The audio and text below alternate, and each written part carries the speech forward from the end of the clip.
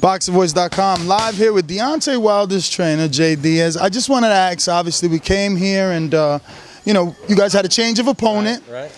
But this is something you're accustomed to. I mean, there's been quite a few opponents testing positive while trying to face Deontay. Just talk about some of these up and downs. Man, it's kind of crazy when you think about it. It's, you're getting an opportunity of a lifetime to fight for the heavyweight championship of the world. I don't understand why you would risk all that, the chance to win the title, the money that comes with it, the power that comes with it, all the things that come with it that can change your life just to do something that's illegal, to gain an edge. Because it really doesn't gain you an edge in terms of, if you can't fight, you can't fight. If you can fight, you can fight. So I don't know why these guys would chance it. Deontay remains the standard for clean boxing. It should be a level playing field. It's too dangerous a sport for it not to be a level playing field. Before we talk about the replacement opponent, obviously you said he's a guy that, is doing VADA. Right. Most people are not. They just put out a WBC list of multiple fighters who did not participate in the VADA program. Two of those names are Gerald Miller and Luis Ortiz. Two fighters that are very critical of Deontay Wilder and have been calling him out in the media. Now, I know Lou DiBella is Wilder's promoter. He said Wilder will not fight anybody on 4 weeks' notice who has tested positive in the past. Now, is that Wilder and your belief as well? I mean, I don't think I'm for extensive testing, and especially if you have a history where you have tested positive before. If you've tested positive before, you should be the first one to stand at the front of the line and say, test me every day if it takes it, because I am now clean. That should be your stance. You should not just be given a pass. And as far as somebody calling out Deontay, this is normal. This is what happens, when you're at the top. Everybody wants to call you out. These guys should build their own resumes and put themselves in a position to fight for the title. That's the right way to go about it. You shouldn't just get a title shot because you talked a lot. Oh, Jay, that's good. I mean, you opened up a door there, because some of the guys, let's say some of these potential opponents might not be as highly ranked as, say, a Gerald Miller or a Luis Ortiz or a Stavern in that WBC ranking. So, you're giving, let's say, Andres Walker, he wasn't ranked. So, you're giving those guys shots. Yeah, well, he was ranked. He was ranked. He was ranked. 15. He was ranked in the top 15. Yeah, he was of the WBC. 12, and Gerald Washington is 10th. So these guys were ranked, and the thing about it is that you have to realize is that a lot of times guys will say they want to fight, and then they'll price themselves out. But the truth of the matter is they didn't want to fight. They want to fight, and then they want a ton of money too. Well, the truth is you either get the opportunity or the money. You really can't have both. You got to make a decision. If it's worth it, if you believe in yourself, then you come to the table in a way that's reasonable, right?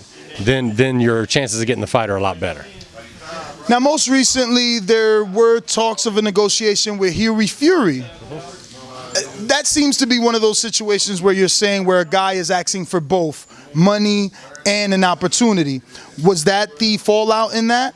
I'm not sure exactly what the fallout with Hughie was. I think with him it was more he had an opportunity to go a different direction, where he was the mandatory for maybe the WBA, and he saw Joseph Parker, I believe, or Joseph Parker, IBF, yeah. So he saw that maybe as a more realistic chance, where his chance to win, as opposed to coming to Deontay's backyard. His last name is Fury. He probably can draw very well in England, and could probably draw Joseph to England for that fight, which would make him a lot more money than it would have him coming to Birmingham. He has that kind of fan base and draws the kind of numbers that would be beneficial for him to fight over there. Which is why we don't mind going anywhere to fight. We will fight anybody anywhere that makes sense. So it doesn't matter to us. We've traveled the globe. And looking for the best fights, including the one that was going to be in Russia. Deontay was looking forward to being the first American to defend his title, heavyweight, in Russia, to defend the heavyweight title in history. And of course that fell apart through no fault of ours. But he's willing to go anywhere and fight anybody. Now, for fans of Deontay, how can you reassure us that the hand is not going to be a reoccurring issue? This is the third break now, and it's a heavyweight division. He's an active puncher as well. Are we going to see now maybe a guy that is afraid to throw that hand, not to break it again, maybe to save it for the bigger Joshua fight down the line? He wasn't afraid to throw it when it was broke. So how's he going to be afraid to throw it when it's not broke? It's actually the best the hand's ever been.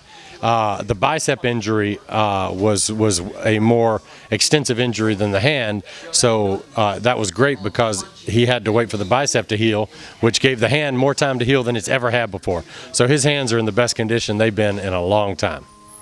Okay. Now there's a laundry list of questions. What else do we have? Obviously, Tyson Fury came out, Wilder, and he had a couple of choice words on Twitter.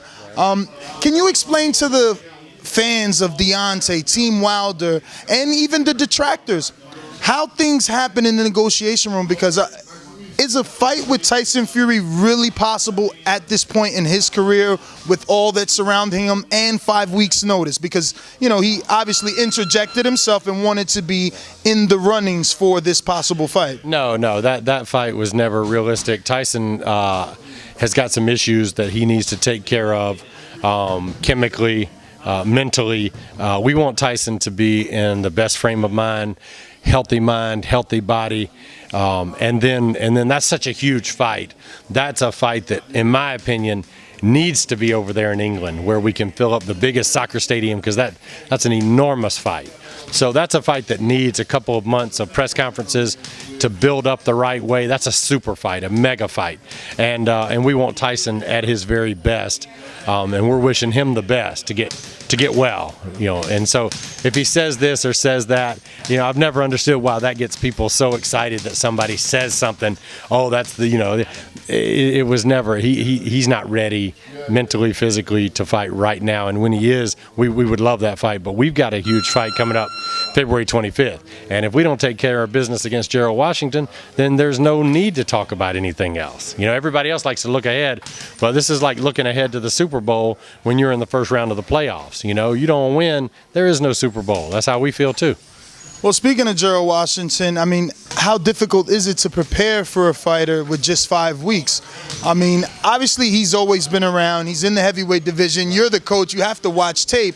But how difficult is it with just 5 weeks' notice when you had a game plan set up for a totally different guy? Well, fortunately, we were getting ready to defend against a tall right-handed fighter. So if they had thrown a short lefty at us, we would have had to send all the sparring partners home and start over and completely redo things. But fortunately, we fighting a tall righty. Now we're fighting a tall righty. Now the styles are totally different, so that's the only change. Is more stylistic than anything else. But Gerald brings a set of problems all his own. He's very athletic. He's very big. He's very strong. He has good. He uses his range well. He uses his jab well. When he puts it together right, he's very impressive.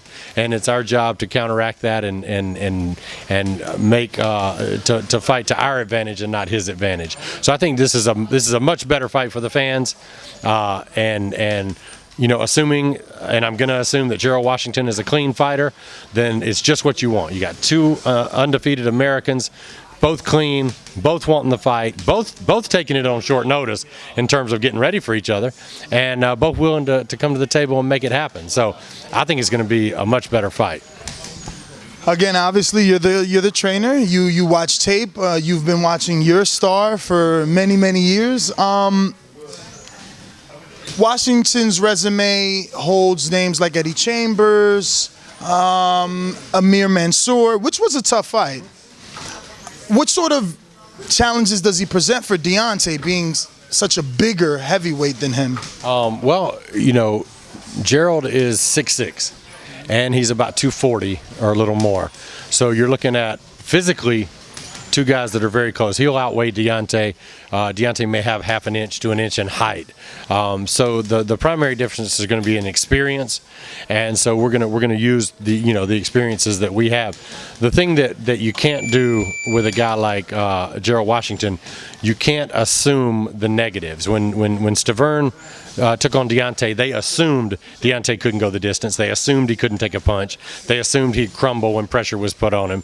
And so all these assumptions were myths. None of them were true. And so as these myths were falling by the wayside, you could see their game plan falling by the wayside. Well, with Gerald Washington, we're assuming all the best. We're assuming the best Gerald Washington is going to come to the fight, and that's what we want, and that's what we're prepared for. When speaking of Gerald, how exactly was the selection? Because you guys had numerous opponents that were allowed to, I guess, leak to the media. So there was a lot of names. How'd you fall with Gerald? We got with the team and we went through the list. A lot of guys either had fights coming up that were huge that they didn't want to. Other guys said that they couldn't do it on the time, given the time that was allowed, and it just kind of kept falling down and falling down. And then we also wanted somebody marketable. We wanted a step up from the Warchick and something that the fans could get excited about. The fans in Birmingham had seen Gerald knock out Ray Austin. They like him. Gerald wanted the fight. Gerald has talked about wanting to fight Deontay. So it all just kind of made sense. He's also advised by Al Heyman. So it was sort of an in-house thing that could be done easily and without a lot of difficulty. Now, earlier you spoke of gigantic, enormous, but when speaking of Fury, I think the otherwise. I think the gigantic, enormous fight is with Anthony Joshua. Do you think that is the bigger fight or no? Well, it really depends on Tyson Fury. If Tyson gets his life together and gets healthy and comes back and has a big win or a good fight and comes through it, then I think he goes right back to the top. Joshua is certainly right now the biggest fight that there is, but again, these things can't really be talked about in detail until we take care of business, and that's the thing that has to happen. So everybody else can look ahead, but we can't look ahead. Okay.